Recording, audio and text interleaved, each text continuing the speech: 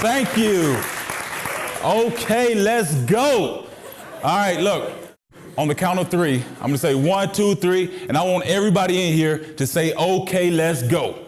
All right, 1, 2, 3. Okay, let's go. Let's go. All right, look, we used to say that when I played basketball in Europe. We had a game once a week, and at the end of the week, we'd get together and we'll say, okay, let's go. Because we practice twice a day. We'll practice, each practice is 2 hours. We'll have lunch together. We'll eat dinner together. We'll hang out with each other at each other's apartment or houses. We know each other's strengths and weaknesses. We know each other's families. And all of that building up to that game, we'll come in the huddle and we'll say, okay, we sacrificed, we worked hard. Let's go and put it out there together and win this game. Okay, let's go. All right, so we're going to say it one more time, and then I'm going to get started on my speech about responsibility. All right, 1, 2, 3. Okay, let's go. My name is Desmond Penigar. I'm a professional basketball player and founder of 50/50 Sports. I played basketball since I was 7 years old. At every level, there's to play basketball. Elementary, middle school, high school, the rec leagues, played junior college, Division I, the D League, minor leagues of the NBA, in the NBA, in Asia, Europe, and the Middle East. I've been all over the globe. I'm working on my 3rd passport right now, right? So I'm here to talk to you guys about responsibility. And I was just looking up responsibility on my phone, like the definition of responsibility. And it's like, to be responsible. And then I looked up accountability. It's like, to be accountable. So I'm really good at just making things up. So I made up my own definition of responsibility. My definition of responsibility is doing something that's going to allow you to become successful. Also, doing something that's going to help somebody else become successful. There's a kicker to it. The kicker is this: you got to follow through. So just doing something that's going to allow you to become successful doesn't mean anything if you don't follow through.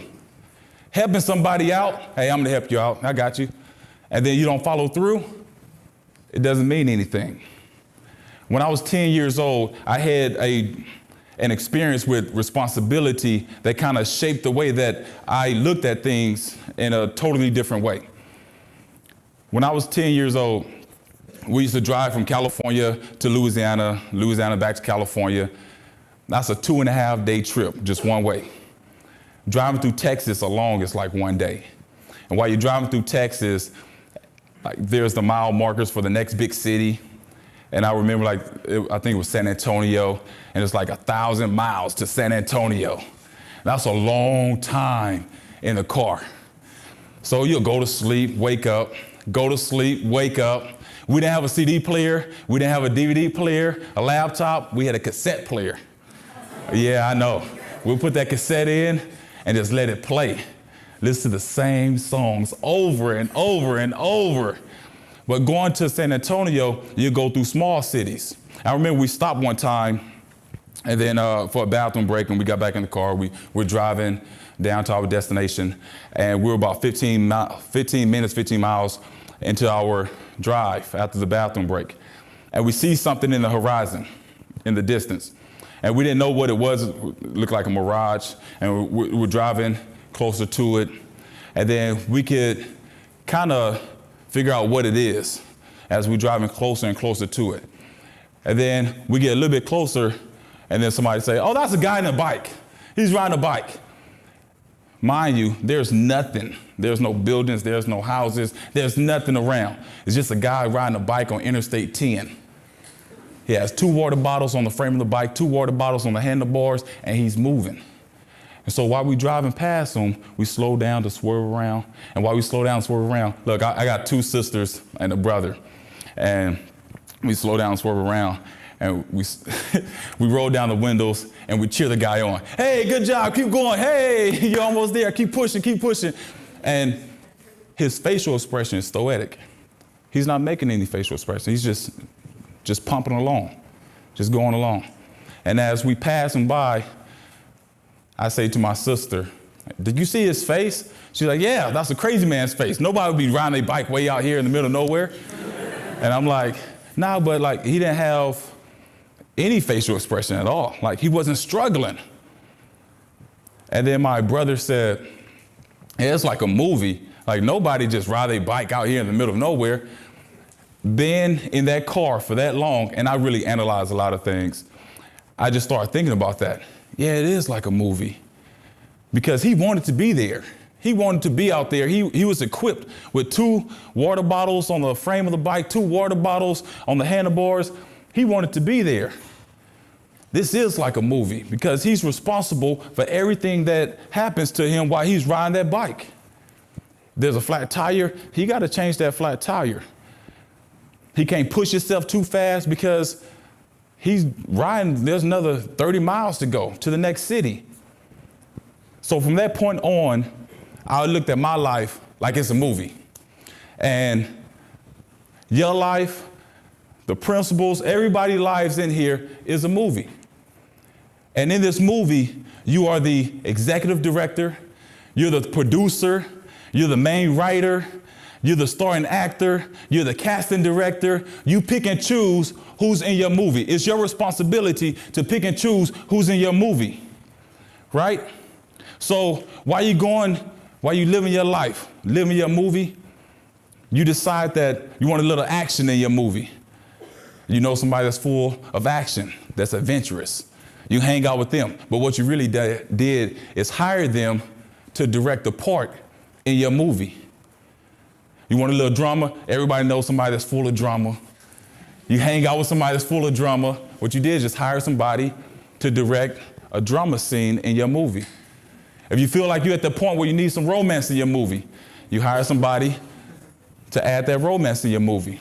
But along the road of while you're building this movie up, you realize that your life is not controlled by you anymore. You don't have that responsibility anymore.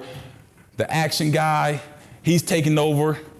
The drama person's taking over. The romantic person's taking over. And you're just going the route that they decide that you should go.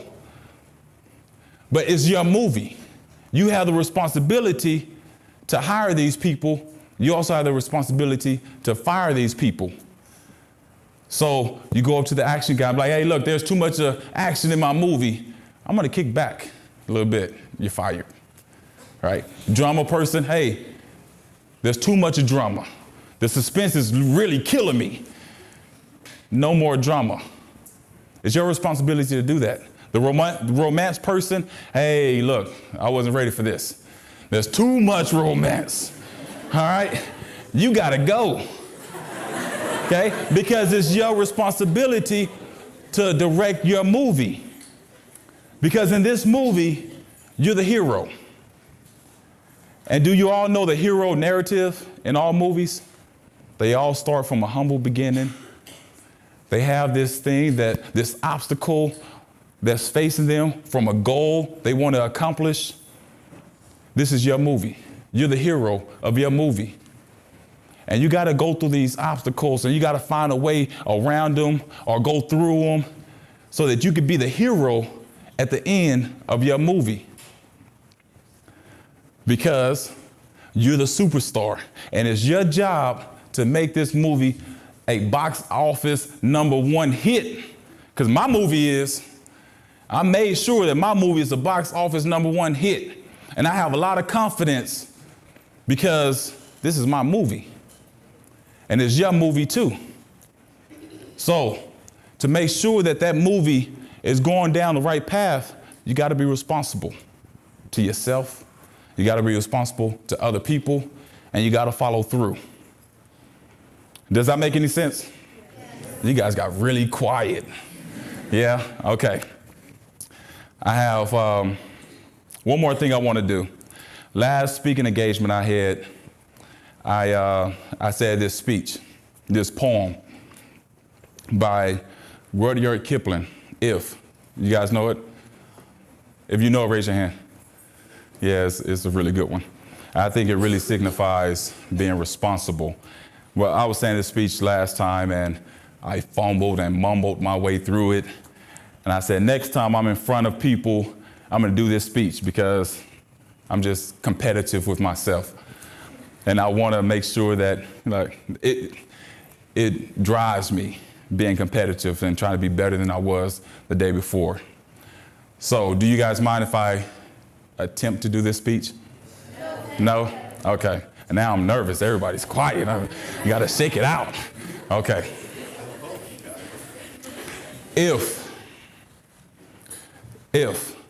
you can keep your head when all about you is losing theirs and blaming it on you. If you can trust yourself when all men doubt you, but make allowance for their doubting too. If you can wait without being tired of waiting, or lie about, don't give way to lies, or being hated, don't make way to hate. And yet, don't dress too good, nor talk too wise.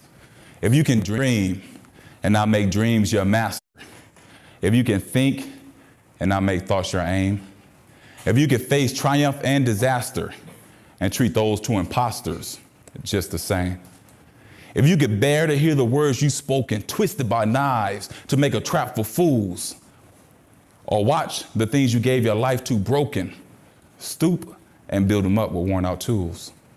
If you can make one heap of all your winnings and risk it on one turn of pitch and toss and lose, start again from your beginnings and never breathe a word about your loss.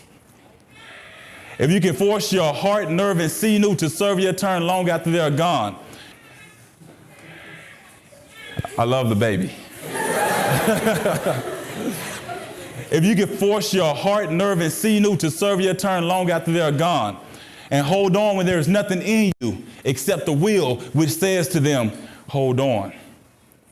If you can talk to crowds and keep your virtue, or walk with kings nor lose the common touch. If neither foes or loving friends can't hurt you. If all men can count on you, but none too much. If you can feel the unforgivable minute with 60 seconds worth of distance run, yours is the earth and everything that's in it, and which is more, you'll be a man, my son. Okay, let's go. Come on, 1, 2, 3. Okay, let's go. That's what I'm talking about. That's my time. That's all I had. Is that okay? All right. I mean, I could talk. I could just start rambling. But I think that's it. Just be responsible. Seriously, this is your movie. If you look at it like that this is your movie, you are the director, you are the producer, and you're in charge of who's in your movie. And you're in charge of who leaves your movie. There's role players in your movie. There's some people that play a small role in your movie, but they want a lot of credit. And there's people that play a big role in your movie, and you fail to recognize them. It's your job to make sure that you don't have any shady characters in your movie. Because we all know right from wrong, you know? So just make sure that you choose right over wrong, or maybe the unknown. Okay? I'm Desmond Penigar. Thank you.